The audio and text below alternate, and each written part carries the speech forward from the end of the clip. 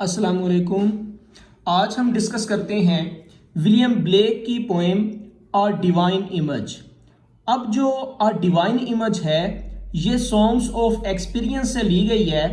इससे पहले हम एक पोएम डिस्कस कर चुके हैं जिसका टाइटल था द डिवाइन इमेज। अब ये जो द डिवाइन इमेज थी उसके अंदर सॉन्ग्स ऑफ इनोसेंस पाया जाता था, और ये जो द डिवाइन इमेज है इसके अंदर सॉन्ग्स ऑफ एक्सपीरियंस है, मतलब ये सॉन्ग्स ऑफ एक्सपीरियंस से ली गई है। तो हम ये कह सकते हैं कि जो पोएम सॉन्ग्स ऑफ एक्सपीरियंस से ली गई है वो poem dark aspect of life को डिस्कस करेंगे। उसके अलावा उनके अंदर पेसिमिस्टिक अप्रोच हमें देखने को मिलेगी। उसके अलावा आयरनी हमें बहुत ज़्यादा मिलेगी, सटायर यूज़ किया जाएगा या फिर हिपोक्रेसी, मुनाफकत का इस्तेमाल सॉन्ग्स ऑफ एक्सपीरियंस में मिलता है, क्योंकि वहां पर इनोसेंस खत्म हो चुकी होती है और एक्सपीरियंस आ चुका होता है। तो आ डिवाइन इमेज का मतलब ये है कि यहां पर इनोसेंस का इख्तिताम है और एक्सपीरियंस अप्रोच कर चुका है। देखते हैं इस पोएम के 2 क्वाट्रेन्स हैं। क्वाट्रेन कहते हैं 4 लाइन्स स्टैंजाज को। वो स्टैंजा जिसकी 4 लाइन होती है उसको क्वाट्रेन कहते हैं। तो इसके अंदर 4 लाइन के 2 स्टैंजाज हैं, तो हम कह सकते हैं कि ये 2 क्वाट्रेन्स पर मुश्तमल 8 लाइन्स की एक पोएम है। अगर देखा जाए इसकी पब्लिकेशन के बारे में तो ये 1794 को पब्लिश हुई। विलियम ब्लेक ने ये, जिसकी डेट ऑफ बर्थ 28 नवंबर 1757 और 12 अगस्त 1827 डेट ऑफ डेथ है। अब अगर हम इस पोएम को डिस्कस करें तो सबसे फर्स्ट पे है cruelty has a human heart. जुल्म इंसानी दिल के अंदर आ चुका है। जैसा कि सादा लफ्जों में हम इसको कह सकते हैं, cruelty has a human heart, जुल्म का एक इंसानी दिल है, या फिर इंसानी दिल के अंदर जुल्म घर कर चुका है। दूसरा है and jealousy a human face, और हसद का इंसानी चेहरा है, या फिर इंसानी चेहरे ने अपने अंदर एक हसद को छुपा रखा है। उसके बाद terror the human form divine, खौफ इंसान की इल्हामी तस्वीर है। ह्यूमन फॉर्म डिवाइन से मुराद ये है कि जो इंसान की इल्हामी तस्वीर है उसके अंदर खौफ आ चुका है। And secrecy the human dress, और जो इंसान का लिबास है वो मुनाफकत बन चुका है, मतलब इंसानी लिबास मुनाफकत इख्तियार कर चुका है। अगर इस 4 लाइंस को हम सॉन्ग्स ऑफ इनोसेंस में देखें द डिवाइन इमेज के टाइटल के साथ, तो वहां अगर आपको याद हो सॉन्ग ऑफ इनोसेंस में, तो हमने देखा था कि जो इंसानी दिल था वो मर्सी अपने अंदर रखता था, रहम। उसके अलावा जो इंसानी फेस था वो अपने अंदर पिटी रखता था। उसके अलावा जो ह्यूमन फॉर्म डिवाइन था इंसान का, उसके अंदर टेरर की जगह पर लव पाया जाता था। और इसी तरह ह्यूमन ड्रेस में हमने देखा कि वहां सीक्रेसी या मुनाफकत की जगह पर पीस पाया जाता था। तो ये जो द डिवाइन इमेज है सॉन्ग ऑफ एक्सपीरियंस की, वहां से मैंने चंद वर्ड्स आपके सामने रखे हैं जो बिल्कुल उलट हो चुके हैं सॉन्ग्स ऑफ एक्सपीरियंस में। जहां पर मर्सी का वर्ड था सॉन्ग ऑफ इनोसेंस में, तो सॉन्ग ऑफ एक्सपीरियंस के अंदर वहां क्रूरटी आ चुका है। जहां पर पिटी का वर्ड था वहां पर जेलसी, हसद आ चुका है। जहां पर लव था वहां पर टेरर, दहशत या खौफ आ चुका है। और जहां पीस था वहां सीक्रेसी, जिसे हम राजदारी या मुनाफकत कहते हैं, वो आ चुका है।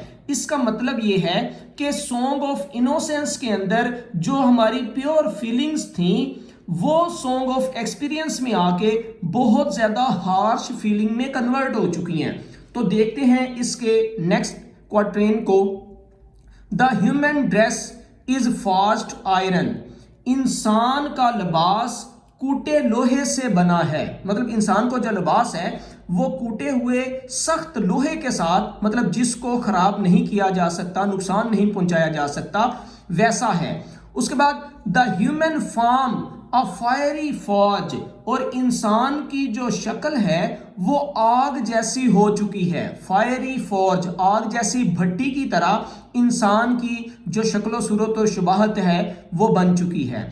उसके अलावा the human face a furnace sealed, इंसान का चेहरा एक ऐसी भट्टी की तरह है जो बिल्कुल बंद होती है। मतलब बंद भट्टी से मुराद एक ऐसी भट्टी होगी जिसके अंदर हर तरफ से वो बंद होगी, और जब भट्टी हर तरफ से बंद हो तो वो बहुत ज्यादा हीट अप हो जाने वाली चीज होती है।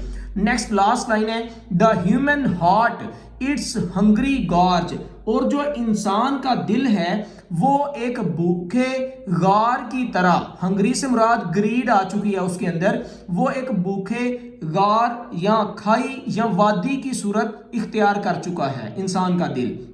अगर हम यहाँ पर मजीद डिस्कस करना चाहें तो हमने यहाँ देखा कि इंसान के जो दिल है उसके अंदर क्रूलिटी, जुल्म आ चुका है, उसके फेस पर जेलसी आ चुकी है, और उसकी जो डिवाइन शक्ल थी, अल्लाह ताला ने चूंकि इंसान को बड़ा रहम दिल बनाया है तो उसके ऊपर टेरर गालब आ चुका है एक्सपीरियंस में आके, और जो इंसान का ड्रेस है वो सीक्रेसी बन चुका है।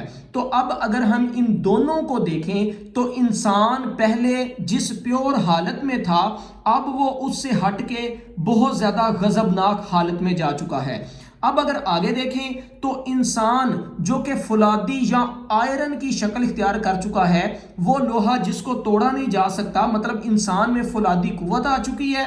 उसके अलावा इंसान के अंदर फायरी फौज, मतलब गुस्सा और गजब जो कि आग जैसा है, मतलब आग जैसा गुस्सा इंसान के अंदर भर दिया गया है। तो ये सारा इनोसेंस से एक्सपीरियंस में कन्वर्ट होने का नतीजा हमारे सामने है, जो इंसान अपने अंदर लालच पैदा कर चुका है, हंगरी गार्स की सूरत में अपने अंदर हवस, तमा, सारा कुछ पैदा कर चुका है।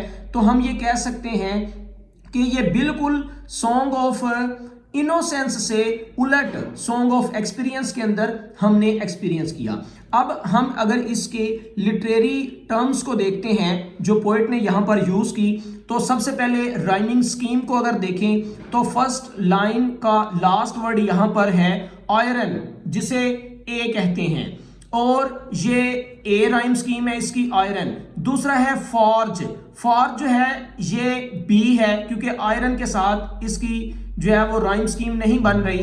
तो थर्ड लाइन का लास्ट वर्ड है सील्ड, ये भी सी है क्योंकि ये दोनों के साथ नहीं मिलता।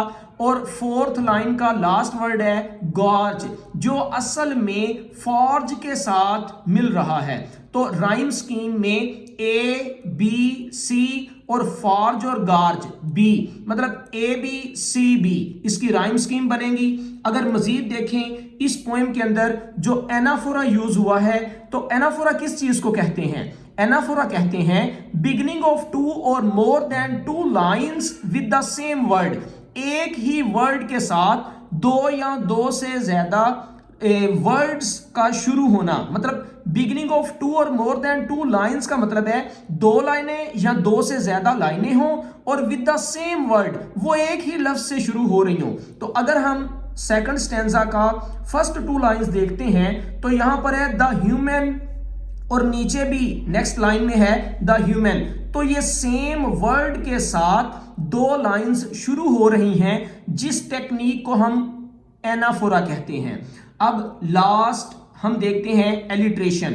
एलिट्रेशन किस चीज को कहते हैं? बिगिनिंग ऑफ टू और more than two words with the same letters, दो लफ्जों का या दो से ज्यादा लफ्जों का एक जैसे लेटर्स से शुरू होना इन द सेम लाइन, एक ही लाइन के अंदर, मतलब एक ही लाइन के अंदर दो या दो से ज्यादा अल्फाज एक जैसे आना। जैसा कि अगर हम लाइन नंबर 1 देखें तो इसके अंदर है ह्यूमन हार्ट, एक ही लाइन के अंदर एच दो दफा यूज हुआ है। इसी तरह अगर लाइन नंबर 6 देखें तो इसके अंदर है फार्म फायरी फॉर्ज, एफ के साथ 3 लेटर्स जो हैं, 3 लेटर्स के वर्ड जो हैं वो एफ से स्टार्ट हो रहे हैं। उसके बाद लाइन नंबर 7 देखें तो फेस और फर्नेस, ये भी एलिट्रेशन है, इसके अलावा अगर लाइन नंबर 8 देखें, ह्यूमन हार्ट और हंग्री, ये भी एलिट्रेशन की एक एग्जांपल है। तो हम कह सकते हैं कि इसकी rhyme scheme A B C B